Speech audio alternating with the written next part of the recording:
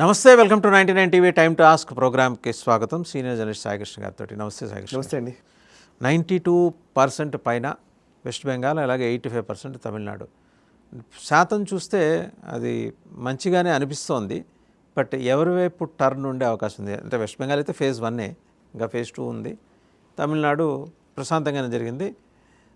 West బెంగాల్లో హింస పరిమితంగా జరిగినా సెలెక్టెడ్గా జరిగింది. వెస్ట్ బెంగాల్ అండ్ తమిళనాడు రెండు రాష్ట్రాల ఎన్నికల సరళి చూస్తే ఒక రకంగా ఓటర్ టర్న్అవుట్ పెరగడం అనేది మామూలుగా రాజకీయ పండితులు, ఈ సెఫాలజిస్టులు వీళ్ళు చెప్పేది ఏముంటుందంటే, ఓటర్ టర్న్అవుట్ పెరిగింది అని అంటే అది యాంటీ ఇన్కంబెన్సీ అని చెప్తారు.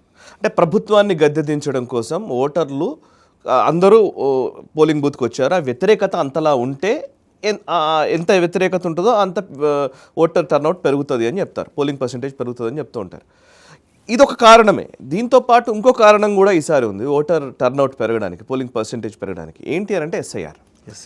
2002లో ఎస్ఐఆర్ నిర్వహించారండి. ఇప్పటి వరకు ఎస్ఐఆర్ మళ్ళీ అంటే నిజంగా ఎలక్టరల్ లిస్ట్ ఏదైతే ఉందో, ఓటర్ లిస్ట్ ఉందో, ఓటర్ లిస్ట్లో ఉన్న వాళ్ళు చాలామంది చనిపోయిన వాళ్ళు ఉంటారు, అండ్ ప్లేస్ మార్చుకున్న వాళ్ళు ఉంటారు, ఎక్కడికో వేరే రాష్ట్రానికి వేరే దగ్గరికి వెళ్ళిపోయిన వాళ్ళు ఉంటారు, అండ్ డూప్లికేట్ ఓటర్స్ ఉంటారు. ఇట్లా రకరకాల అంశాలు ఉంటాయి. కాబట్టి ఒకసారి రివిజన్ జరిగినప్పుడు ఆటోమేటిక్గానే కొన్ని పేర్లు తొలగించబడతాయి. ఇప్పుడు మనం గతంలో చూసినప్పుడు కూడా ఓటర్ లిస్ట్లో ఉన్న నెంబర్ ఏదైతే మనం ఎప్పుడు చెప్తూ ఉంటాం, 40%, 50% టర్న్అవుట్ అయింది. మన హైదరాబాద్ లాంటి ప్లేసెస్లో, ముఖ్యంగా నగరాల్లో తక్కువ ఓటింగ్ శాతం నమోదవుతూ ఉంటుంది. దానికి కారణం ఒకటి నిజంగానే ఓటర్లు పెద్దగా ఆసక్తి చూపించకపోవడము. రెండోది ఏంటంటే వాళ్ళందరూ యాక్చువల్లీ పల్లెటూళ్ళకి వెళ్ళి ఓట్లేస్తారు.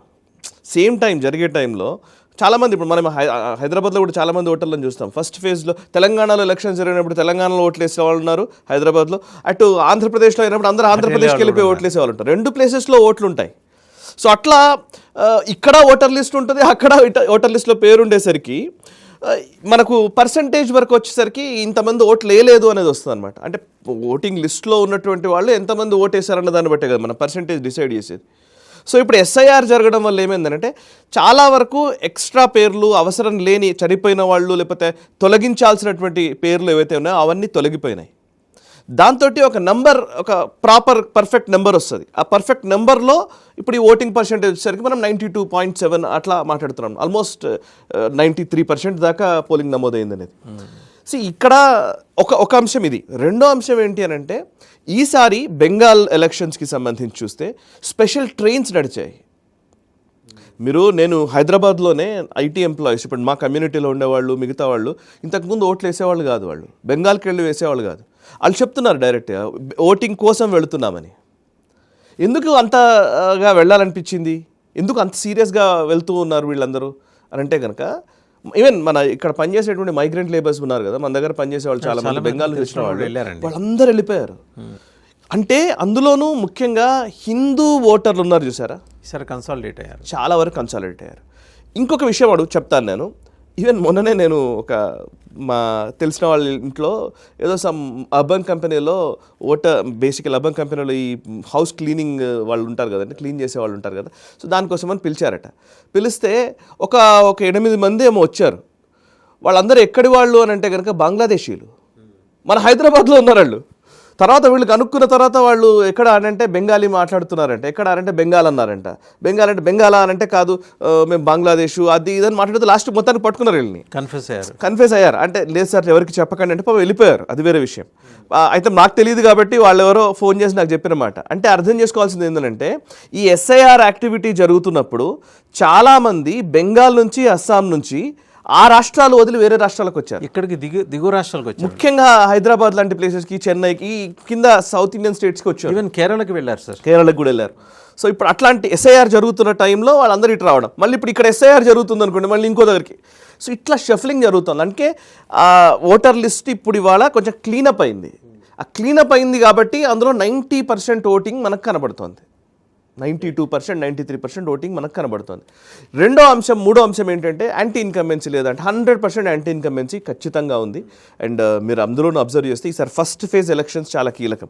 ఫస్ట్ ఫేజ్ ఎలక్షన్స్ ఎప్పుడు నేను లాస్ట్ టైం కూడా చెప్పాను మీకు, వెస్ట్ బెంగాల్లో ఎలాంటి ఓటింగ్ ప్యాటర్న్ జరిగిందంటే 2021లో జరిగింది ఏంటంటే, ముస్లిం ఓట్లు 95% పోల్ అవుతాయి. మీరు ఎక్కడైనా చూడండి, ఇక్కడనే కాదు, మీరు చాలా ప్లేసెస్లో నిజానికి ఈ దేశంలో ఓటు హక్కు సమగ్రంగా పర్ఫెక్ట్గా ఓటు హక్కును వినియోగించుకునేది Muslim community, no doubt about it. మనం నేను ఒప్పుకోవాలి. ఎందుకనంటే వాళ్ళు గంపగుత్తగా మొత్తం ఓటర్ టర్న్అవుట్ అయింది. 95% ముస్లిం ఓట్లు పోల్ అవుతాయి. ఓకే, అదే హిందూ ఓట్లు చాలా వరకు పోల్ అవ్వవు. అవ్వకపోవడానికి 2-3 కారణాలు ఉన్నాయి బెంగాల్లో. అదేంటంటే నాకు నిన్న దాంట్లో ఒక వీడియోలో చెప్పాను నేను. ఏంటి అని అంటే బేసికల్లీ అక్కడ ఈ టీఎంసీ గూండాలు చాలామంది ఉంటారు. వీళ్ళు ఏం చేస్తారంటే మనకు పడని ఓట్లున్న ఇళ్ళు ఉంటాయి కొన్ని. బేసికల్లీ ఆ టీఎంసీకి ఓట్ రాదు అనుకునేటువంటి ఇళ్ళు లేకపోతే ఆ కాలనీలు, వాటిని టార్గెట్ చేసుకుని అక్కడ ఏదో ఒక రక్తపాతం సృష్టించడము, ఏదో ఒక విధ్వంసం సృష్టించడము, ఎలాగో అలా వాళ్ళను భయకంపితుల్ని చేయడం వల్ల వాళ్ళు బయటకు రావడానికి కూడా భయపడే పరిస్థితి ఏర్పడుతుంది. భయపడడం మాత్రమే కాదు, ఒకవేళ ఓటు వేస్తే రేపు పొద్దున టీఎంసీ ఎటువంటి చర్యలకు పూనుకుంటుందో, ఎలా మా మీద దాడి చేస్తారో, బీజేపీ కార్యకర్తలు ఇవాళ ఉంటారు, రేపు పోతారు, రేపు పొద్దున బయట నుంచి వచ్చినటువంటి వాళ్ళు మనకి ఎంత ప్రొటెక్ట్ చేస్తారో తెలియని పరిస్థితి ఉంటుంది అనే ఒక భావనతోటి కూడా చాలామంది ఆ ధైర్యం కోల్పోయి కూడా ఓట్లు వేయని సందర్భాలు ఉన్నాయి. వేసిన వాళ్ళ మీద దాడులు జరిగిన సంఘటనలు ఉన్నాయి కాబట్టి సిఆర్పిఎఫ్ వాళ్ళు ర్యాలీలు తీసి అక్కడ అందుకే ఈసారి నిజంగా మీరు అన్నట్టుగా సిఆర్పిఎఫ్ కానివ్వండి, వీళ్ళు సిఏపిఎఫ్ బలగాలు మొత్తం ఇక్కడికి దించడము, 2400 కంపెనీల బలగాలు అక్కడికి దించారు. అండ్ అమిత్ షా చెప్పినటువంటి సిగ్నిఫికెంట్ స్టేట్మెంట్, ఇది చాలా ఇంపార్టెంట్ స్టేట్మెంట్. కరెక్ట్గా పోలింగ్ రేపు అనగా ముందు రోజు చేసినటువంటి స్టేట్మెంట్. ఆయన ఏమన్నాడంటే, మీరు ఎలక్షన్స్ రిజల్ట్స్ వచ్చిన 4th రోజు రిజల్ట్స్ వస్తాయి, 5th రోజు మహిళలు నిర్భయంగా బైకుల మీద అర్ధరాత్రి పూట కూడా తిరిగేటువంటి వాతావరణం మేము కల్పిస్తామన్నారు. ఈ ఎలక్షన్లో ఏం లేదండి, లా అండ్ ఆర్డర్ అనేది మేజర్ మేనిఫెస్టోలో ఎజెండాగా మారిపోయింది. బీజేపీ ఇచ్చినటువంటి కీలక హామీలు, ఎంత డబ్బులు ఇస్తారు, ఆ మహిళలకు ఇచ్చే 3,000 రూపాయలు, ఇవేవి కావు, పింఛన్లు గింఛన్లు, ఈసారి మేము లా అండ్ ఆర్డర్ మెయింటైన్ చేస్తామని చూపించారు. అండ్ అది గాక యోగి ఆదిత్యనాథ్ ర్యాలీలు నిర్వహించినటువంటి ప్రతి ప్లేస్లో కూడా ఆయన యూపీని ఎగ్జాంపుల్గా చూపించారు. యూపీ పరిస్థితి చూడండి, ఒక్కరు ఎలా ఎదుర్కొంటున్నారో, అక్కడ ఉన్నటువంటి రౌడీ షీటర్లు బయటకు రావాలంటే భయపడుతున్నారు, జైళ్లలో ఉంటేనే బెటర్ అనే భావన అక్కడ ఉన్న రౌడీ షీటర్లలో నెలకొంది. సో మీరు ఇప్పుడు యూపీని చూసి మీరు బెంగాల్ని ఎన్నుకోండి అని చెప్తున్నారు. సో ఇవన్నీ కూడా ఇంపాక్ట్ చూపించాయి. అండ్ ఇంకోటి ఏంటంటే, మమతా బెనర్జీకి వ్యతిరేకంగానే వీళ్ళందరూ ఓటు వేశారా అని అంటే 99% అందరూ కూడా ఎస్ ఇది మమతా వ్యతిరేకతనే అని చెప్తూ ఉన్నారు. బట్ ఏమో చెప్పలేం. ఇప్పుడు రేపు పొద్దున ఈ 152 కాన్స్టిట్యుయెన్సీస్ మళ్ళీ ఇక్కడ నెంబర్సే వస్తాయి. నెంబర్స్లో ఏంటంటే, నేను లాస్ట్ టైం కూడా చెప్పాను, 3 జిల్లాలు ముఖ్యమైనవి అండి. 50% and above Muslim vote bank ఉన్నటువంటి రీజియన్స్. ఇందులో 43 ఉన్నాయి. మాల్డా, ముర్షిదాబాద్, ఉత్తర్ దినాజ్పూర్ 43. ముర్షిదాబాద్లో అనుకుంటా కదా సార్, హుమాయూన్ కబీర్ మీద అక్కడ దాడి జరిగింది. ఆయన బీజేపీ బీ టీం అని చెప్పేసి మమతా కాంగ్రెస్ వాళ్ళు ఎంబడబడి కొట్టారు ఆయన. అవును అండ్ ఇప్పుడు అది కూడా నడుస్తుంది. ఇప్పుడు మధ్యలో ఉన్న బీ టీం ఎవరు, ఏ టీం ఎవరు, ఈ చర్చ కూడా నడుస్తుంది. జోక్ ఏంటంటే, యాక్చువల్లీ ఈ మధ్య చూస్తారండి, ఈ బీజేపీకి బీ టీమ్గా ఉండడం అనే అంశం మీద తెలంగాణలో కూడా అదే జరిగింది. మీకు గుర్తుంది, ఏ టీం బీజేపీ అని ఒప్పుకోవటం కదా. ఎగ్జాక్ట్లీ, తెలంగాణలో కూడా అదే జరిగింది. తెలంగాణలో కూడా కాంగ్రెస్ ఏమో బీఆర్ఎస్ బీజేపీకి బీ టీం అంటది, లేకపోతే బీఆర్ఎస్ ఏమో కాంగ్రెస్ బీజేపీ ఒకటి అని అంటది. అటు ఎల్డీఎఫ్ యూడీఎఫ్ విషయంలో కూడా కేరళలో కూడా అదే జరుగుతోంది. అండ్ ఇప్పుడు బెంగాల్లో కూడా అదే వినబడుతోంది. సో బెంగాల్లో 3 జిల్లాలు చాలా కీలకమండి. మాల్డా, ముర్షిదాబాద్, ఉత్తర్ దినాజ్పూర్. ఈ ఫస్ట్ ఫేజ్ ఎలక్షన్స్ జరిగినటువంటి 3 జిల్లాలు. ఇవి ఏంటంటే బార్డరింగ్ అవి లేదు, మధ్యలో ఉంటాయి. అంటే ఉత్తరానికి దక్షిణానికి మధ్యలో ఉంటాయి. ఉత్తర్ దినాజ్పూర్ కానివ్వండి, అటు మాల్డా కానివ్వండి. సో వీటిలో ఏంటంటే major border areas. Of course yes, West బెంగాల్కి సంబంధించిన బంగ్లాదేశ్కి బార్డర్ ఏరియాసే. ఆల్మోస్ట్ బెంగాల్లో చాలా వరకు బంగ్లాదేశ్తో బార్డర్ స్టేట్ జిల్లాలు ఎక్కువ ఉంటాయి. అందులో మాల్డా 51.27% ముస్లిం ఓట్లు ఉన్నాయండి. మాల్డా జిల్లాలో 12 స్థానాలు ఉంటే టీఎంసీ 8 గెలిచింది, బీజేపీ 4 గెలిచింది. అండ్ ముర్షిదాబాద్ 66.27% ముస్లిం ఓట్లు, 66.27% ముర్షిదాబాద్. ఇందాక మీరు చెప్పిన ముర్షిదాబాద్, అక్కడ 22 స్థానాలు ఉంటే 20 స్థానాలు టీఎంసీ గెలిచింది, 2 బీజేపీ గెలిచింది. ఇప్పుడు మీరు అన్న హుమాయూన్ కబీర్ చేస్తున్నటువంటి ప్రయత్నం. ఉత్తర్ దినాజ్పూర్ 49.92%. అవును, ఎగ్జాక్ట్ 49.92% ఉత్తర్ దినాజ్పూర్లో ముస్లిం ఓట్స్ ఉన్నాయి. అందులో 7 టీఎంసీ గెలిచింది. అంటే 9 స్థానాలు ఉంటే అందులో 7 టీఎంసీ గెలిచింది, 2 బీజేపీ గెలిచింది. ఇక్కడ ఏమవుతుందనంటే, వీటి నెంబర్స్ కొంచెం పెంచుకోవాలని బీజేపీ ట్రై చేస్తోంది. ఎలా నెంబర్ పెంచుకోగలుగుతుంది? ఇప్పుడు మీరు అన్నట్టుగా ముస్లిం ఓట్లు మరి ఎక్కువగా ఉన్నాయి కదా, 50% ముస్లిం ఓట్లు ఉన్నప్పుడు ఎలా గెలుస్తారు అని అంటే దీంట్లోనే వస్తున్న విషయం ఏంటంటే ఓటింగ్ పర్సంటేజ్ని విపరీతంగా పెంచడం. ఇప్పుడు హుమాయూన్ కబీర్ కనుక ఒక 5% ఓట్లు తీసుకున్నా 45కి వస్తుంది, రైట్? మిగతా 50%లో 50%కి ఆల్మోస్ట్ అంటే ఆ 50% హిందూ ఓట్లు ఉంటాయి కదా, 50% హిందూ ఓట్లలో 95% 98% ఈసారి బీజేపీ వైపే ఓట్లు వేయించేలాగా ఒక ప్రయత్నం జరుగుతుంది. అది ఎంత జరుగుతుందో తెలియదు. నేనేమంటున్నానంటే వెస్ట్ బెంగాల్లో కనుక బీజేపీ అధికారంలోకి వస్తే ఇది ఖచ్చితంగా రాబోయే తరాలకి ఎలక్షన్ మెషినరీ పనిచేస్తుంది అనే దానికి ఇదొక పాఠం లాగా అవుతుంది. బెస్ట్ ఎగ్జాంపుల్ 100% ఇది ఒక రీసెర్చ్ చేయడానికి కావాల్సినటువంటి మెటీరియల్ బెంగాల్ ఇవ్వబోతోంది. నేనైతే అంత క్లియర్గా చెప్పగలను.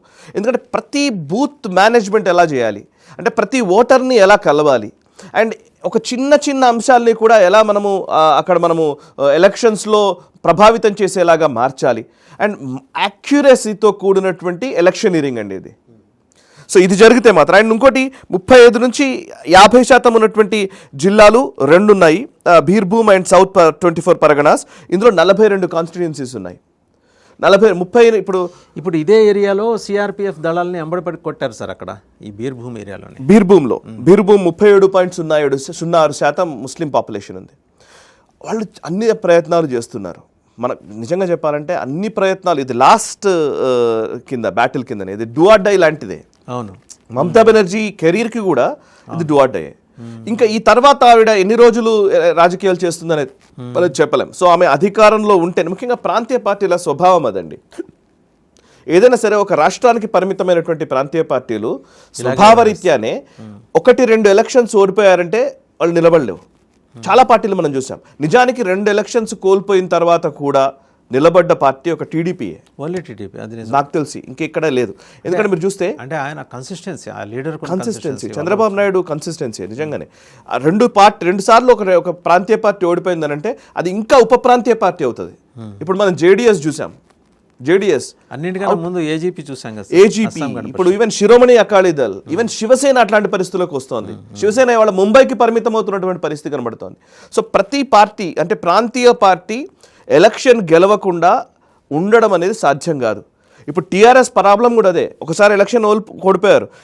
ఇప్పుడు బీఆర్ఎస్ పార్టీ కనుక ఇంకొకసారి ఎలక్షన్ కోల్పోతే, ఇప్పటికే బీఆర్ఎస్ కకావికలమవుతోంది, ఇంకొక టర్మ్ కనుక ఓడిపోతే అది ఉప ప్రాంతీయ పార్టీ అయిపోతుంది.